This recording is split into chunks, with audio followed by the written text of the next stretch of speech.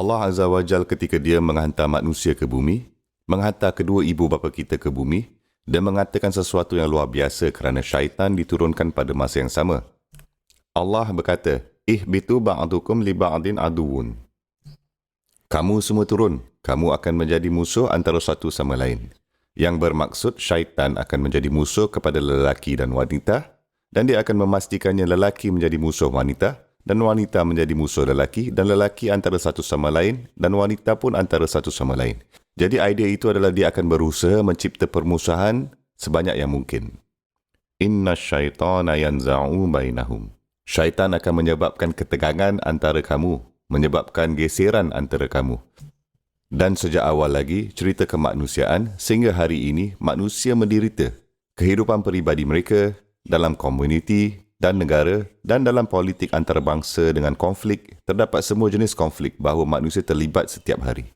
Sebilangan konflik kita adalah ekonomi. Contohnya pekerja bertengkar dengan majikan. Bos mengata anda perlu bekerja dengan lebih banyak dan dibayar lebih sedikit. Dan pekerja itu berkata, tak mahu, saya mahu bekerja lebih sedikit dan dibayar lebih banyak. Bos berkata, kurang cuti. Pekerja itu berkata pula, saya mahu cuti lebih banyak. Kerajaan bagi tahu orang, kita mahukan lebih banyak cukai. Dan orang-orang pula berkata, kami tak mahu bayar banyak cukai. Sikit-sikit je cukup. Kerajaan mengatakan, kita akan kurangkan perkhidmatan untuk menjimatkan kos. Orang-orang pula berkata, kurang cukai dan lebih banyak perkhidmatan. Ada ketegangan di situ antara orang dan pemerintah dan majikan dan pekerja. Terdapat ketegangan juga antara lelaki dan wanita dalam perkahwinan dan kontrak sosial dan semua yang lain. Hak antara lelaki dan wanita dan dalam semua konflik ini, setiap pihak percaya bahawa mereka yang betul. Contohnya, jika ada kes penceraian atau ada konflik antara dua ahli keluarga dan mereka pergi ke hakim mahkamah penceraian. Sekiranya yang dinilai adalah lelaki dan hakim adalah seseorang wanita, ia akan membuat perbezaan, bukan? Kerana mereka tidak dapat menolong tetapi menjadi siapa mereka. Dan jika hakim itu sendiri telah melalui penceraian mungkin 2 bulan yang lalu, dan ketika hakim wanita itu melihat laki itu, dia tidak akan melihat laki itu kan?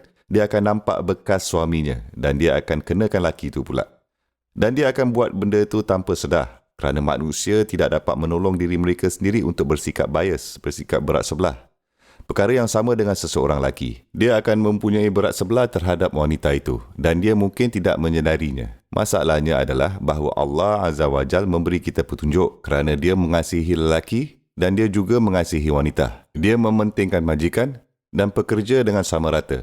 Dia satu-satunya yang benar-benar boleh menjadi parti neutral. Orang lain tak boleh neutral. Lelaki tak boleh bersikap neutral, wanita pun tak boleh bersikap neutral. Ibu bapa tak boleh bersikap neutral, kanak-kanak pun tak boleh bersikap neutral. Anak-anak akan berkata, ibu bapa telah mengambil hak mereka.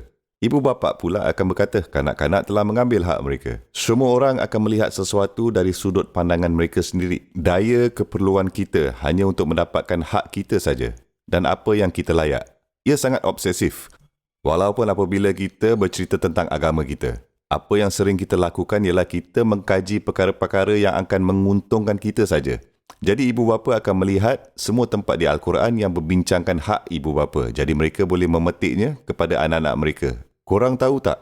Allah telah berfirman, wabil walidaini ihsana. Allah telah berkata, jadilah yang terbaik kepada ibu bapa kamu, kan? Semua orang mahu bercakap mengenai hak mereka. Tiada siapa yang mahu membincangkan tanggungjawab mereka. Dan kemudian di sisi lain, suami akan memetik hadis dan ayat pada isteri mereka.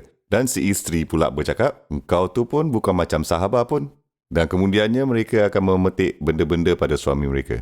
Jadi semua orang akan cari bahagian dalam Islam yang mereka boleh menggunakan sebagai senjata untuk menampar orang lain dengan. Bukannya mencari atau mengambilnya untuk tanggungjawab sendiri. Masalahnya, apabila kita katakan, wa kalimatullahi hiyal ulya. Ia berbunyi firman Allah berada di tempat yang tertinggi. Ia berada tempat yang sangat tinggi. Maka saya harus meletakkan keperluan saya dan kehendak saya dan berat sebelah saya dan perasaan saya di sebelah, di tepi dan meletakkan firman Allah di atas tu.